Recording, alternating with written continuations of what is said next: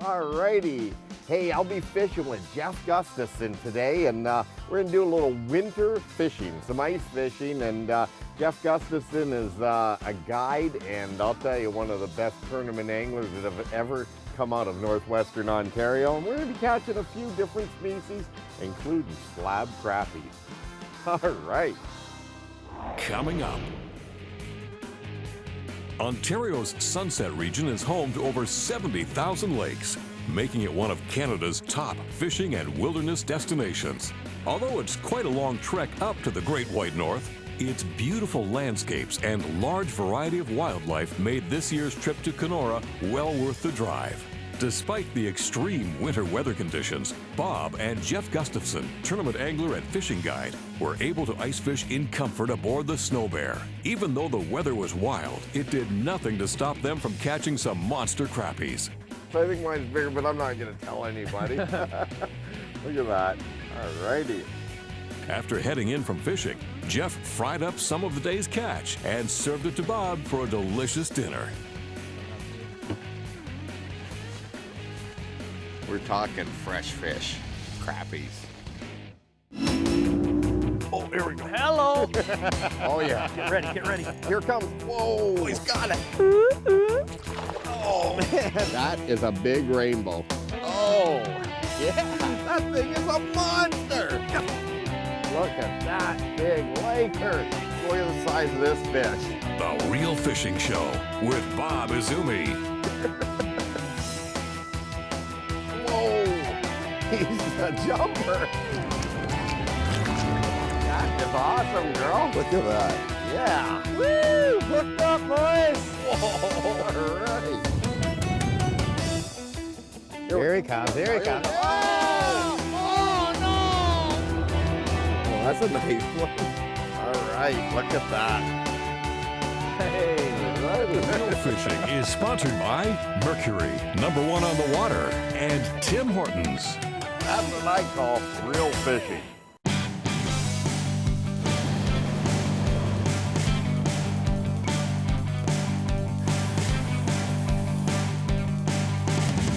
Oh, you got him.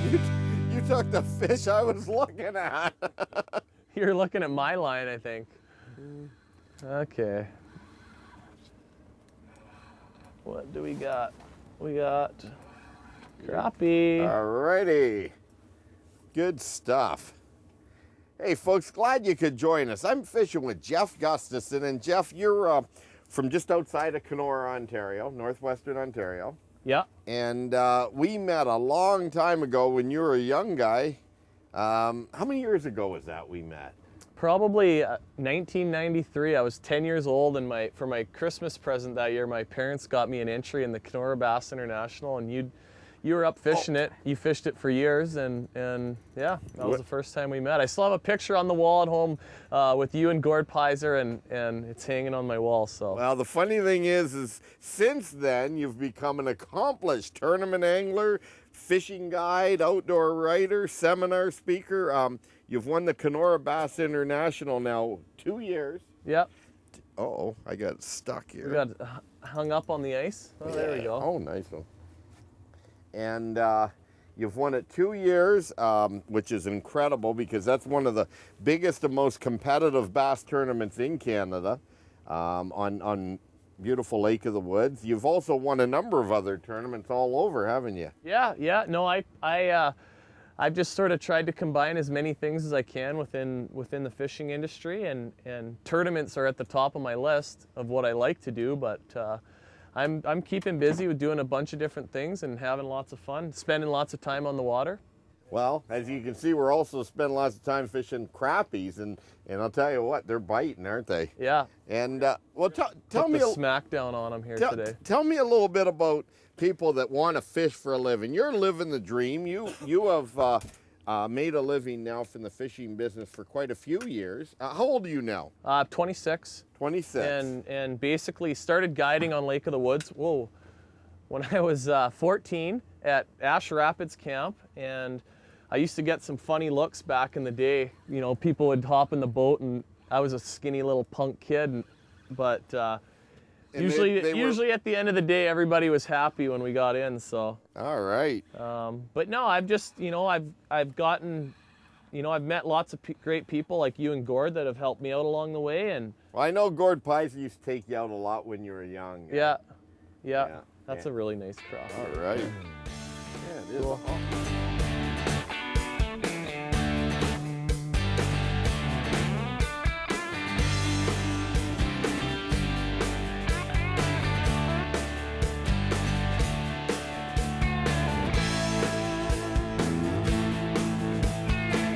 All righty. Okay, you're going back in. Look at that one. Look at the graph. Oh. Got him. Got it. All right. I teased that one about 10 feet up from 35 feet. That's cool. Any size? It's just another nice one. I'll take those every day of the week though. Yeah, no doubt. Crappies like that. That's fun. When we return, more great Sunset Country crappie fishing.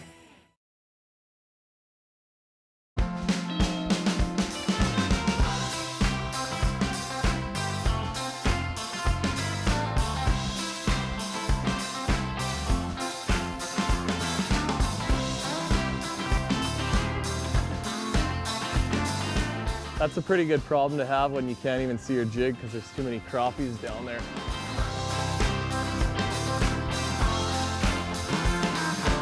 He's coming up to meet Jeff's jig. That's Jeff's jig right there. Yeah. Okay, Jeff's Getting gonna get one right now. Got him. I'll tell you what, Bob, I'm having fun fishing with you. We went to Lake Bacharach in Mexico last year, but they didn't let us fish together, and it wouldn't have been fair to everybody else on the lake if that was the case, But Well, I just want to say that your buddy Dave Bennett, good fish. Your buddy Dave Bennett, who I was razzing all morning, who guides up here in Northwest Ontario. I just want to say that I take back everything I say about him, because I always thought he thought 4 inches was this big. Or I mean 10 inches was this big, sorry. yeah. Now I know that 10 inches is 10 inches, right? See, there's a 10 inch. That's more than 10 inches. Come on, Bob. Oh, I just missed one.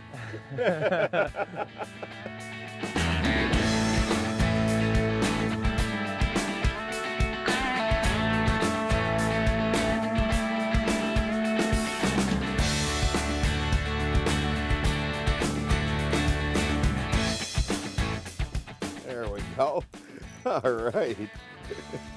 I love it. You watch him come right up on the graph. That's usually a good sign when the drag starts screaming like that. Absolutely. Now, these new 500s that Shimano's got, they've got them in a number of different reels. They're perfect for ice fishing, for big panfish like this. And,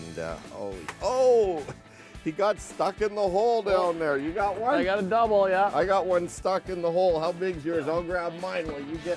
Okay. I think mine's decent. I don't think it's... Oh, maybe That not. decent? I don't know. Pretty close. Pretty Yeah. close. I think mine's bigger, but I'm not going to tell anybody. Look at that. All righty.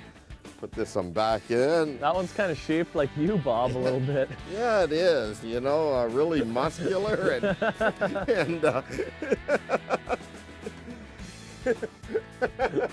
yeah, it is. Is that okay or what? Oh yeah, it's perfect. Yeah, muscular and in shape, V-shaped.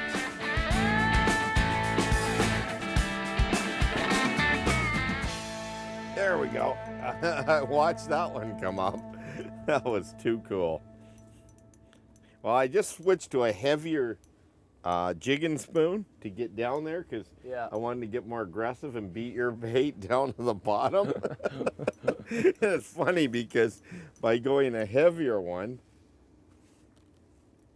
That's a big bait for crappies too, you know. it really is. You look at the size of this jigging spoon there, fair size. And I tipped it with a couple of gulp maggots. And this one's definitely going back in. It's gonna fire. There we go. Torpedo them back. Oh yeah, look at them down there. Hello. Okay, you got him? I got one. Okay. Just a little guy this time, I think. I'm starting to get all the underprivileged one, just like some of those bass you used to bring in at the Kenora Bass Tournament. Easy now, easy. Just because you won it 2 years out of the years it's been on, you know, which is second to nobody else. Okay, one's coming up right there. Yeah, those ones that just show up and they're rushing your bait. Oh, you got one on yours right now. I'm below. He went right by mine. Yep. Got him. Oh, little fella. Little punk.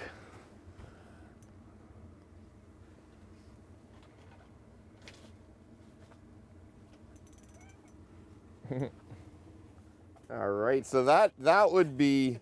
Hey, beat it. You know what? You know he probably. You know what? I guarantee that fish that Dave is holding there, he took it out of our bucket, hooked it on, and just brought it over to show us. We've got non-stop crappie fishing after this. All righty, Jeff, got another one on here, brother. Oh man. This tip of the week is sponsored by Coleman. Since ethanol fuel's been around North America now at all the gas stations for a number of years, I have to admit, I've got a real problem with it. Ethanol fuel breaks down after a while and it's not good for small engines. I'm here with CRC's Mark Seals, your National Marketing and Sales Manager here in Canada. Mark, you came out with a product, CRC did PhaseGuard 4. It's a product to help prevent this, isn't it? Right, exactly. The issue with ethanol-based fuels is the ethanol in the fuel mix attracts and holds water, and when it gets to a breaking point, that drops to the bottom of your fuel tank, and it's causing a lot of maintenance issues, especially with small engines, because you're dealing with gasoline that typically sits for extended periods of time, and that exacerbates the problem. Well, in the olden days, the standard fuel didn't have this problem, but with the ethanol at 10%, there are some real issues. You were showing me earlier in a jar of gasoline with some dyed green water in a water dropper, how the water just drops to the bottom of gas. Right, exactly. When it reaches that breaking point, water and gasoline do not get along very well. So now what you have is an ethanol and water mixture that drops straight down to the bottom of your fuel system. So you have an ethanol-deprived gasoline that is now lower in octane than the normal recommended values are. Plus you have an ethanol, which is a very aggressive solvent, and water combination going straight into your engine. Okay, well, I was talking to a buddy that works on snow blowers. He said that they're having issues as well because people store them. They're not running any type of product like PhaseGuard 4. Now, there are other products out there that you guys have done some independent testing on. Right. Over time, to try and combat the ethanol fuel problems, fuel stabilizers have tried to make some improvements over the years, but really they haven't been able to really address the issue. So we designed this product specifically for ethanol-based fuels to enable the fuel to suspend that water for a much longer period of time, to suspend a great deal more water in terms of the volume, which is going to make your fuel still usable and avoid the problems, but also it has additional corrosion protection to help your engine against the harmful effects of the ethanol in the water, and it'll basically help your engine run better over a period of time. Well, I know when I pull my ATVs out of storage over the years, I've been having some real issues, so I'm going to be running the PhaseGuard 4 in those, as well as all my other small engines, including my outboard motors. When you get around marinas, a lot of times you got water in the fuel too, around those wet conditions, you know, around the lakes or rivers. So this is just going to be a great product, and it's preventative maintenance. Thanks a bunch, Mark. Great, thank you.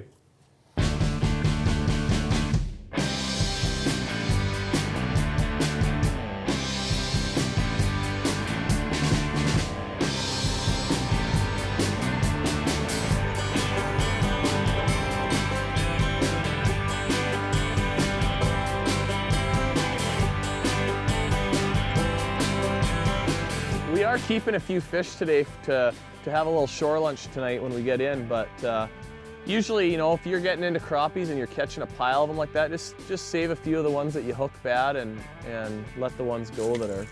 So ideally, you really want to keep what you're going to eat, but put back some, right? Yeah, and that's a big misconception a lot of people have with panfish in general is that you can go out and take your limit every day, and you know, they're gonna replace themselves really quick, but that's not really the case.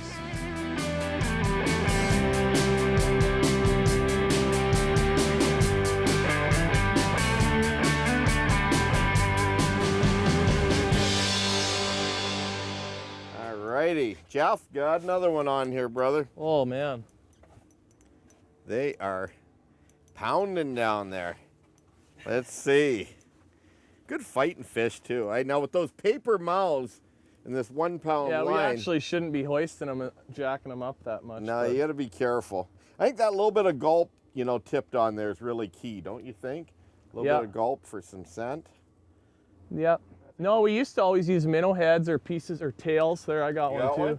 Pieces of meat, but yeah, with all the good scented stuff, plastic and gulp nowadays, you can get by without the real stuff. They're down there too. Oh man.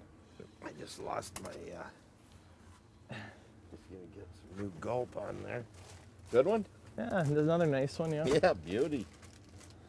All right. Well, I guess I'm just gonna say that, you know, you're one of my favorite fishermen, you know, other than Pies are up here, but Dave might just rank one notch ahead of you now. I'm not sure. For the secret crappie hole. Oh yeah. Well, who else was with Dave? Who's Dean? Dean Howard, yeah. Well, Dean, we ran into Dave and Dean last night. We're out, you know, fishing some walleyes, and they said that they were catching them, and we got out here and we took so long to find them today. And we just had more fun razzing them. Eating sandwiches and we were taking life easy. SnoBear. We said, we always thought that 10 inches was this big because that's all we were catching earlier today, but they weren't joking. Funny though, these fish are nomadic, though they do move.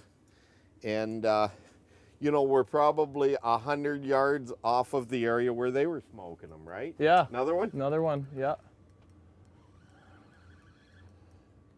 So obviously, they've moved a little bit. Yeah, that's the deal with ice fishing, you know, just keep drilling lots of holes. And electronics nowadays, it's almost not even fair because you can really, especially with crappies, you don't even have to drop your blind down until you actually see some fish. So. Yeah, it's awesome, isn't it? Stay tuned as Bob enjoys some fresh crappie. We're talking the fruits of our labor right here. Fresh crappies. Can't beat it here at the Gustafson restaurant. Let's take a look down under with this week's Fisheye View, sponsored by Mercury, #1 on the water. In Germany and Switzerland, it's now the law that every fish caught must be killed and eaten. Fishing for sport is strictly forbidden. It's a growing movement driven by animal rights activists. Fortunately, in North America, catch and release is alive and well. This not only maintains fish populations, it often increases them. Ethical and informed anglers care about their sport and the environment. As the world looks on, proper catch and release is more important than ever. Always match tackle to the size and type of fish you're after. Play fish with authority and never to complete exhaustion. Time out of the water is another factor. By all means, take pictures, but respect the temperature. Warm water equals less time. When it comes to ice fishing, there's a hidden danger that many of us overlook. In extremely cold air, eyes freeze rapidly, at times in a matter of seconds. This leads to blindness, starvation, and death. Put them back quickly, but always check for injuries first. Bleeding from the gills means certain death. Bottom line is, if survival is in question, selective harvest is both acceptable and politically correct. Hey, it's always an adventure when you get out with young Jeff Gustafson. Not only is he a great angler, but he always seems to get on the fish. And speaking of fish, he knows how to cook them as well. Even though we were back at his house, his version of a winter shore lunch was awesome. Fresh crappies are one of the best freshwater fish you can eat.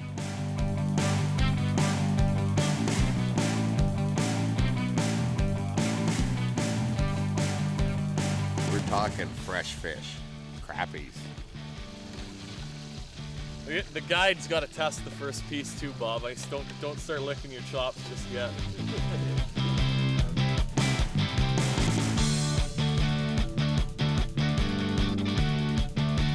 We're talking the fruits of our labor right here. Fresh crappies. Can't beat it here at the Gustafson restaurant.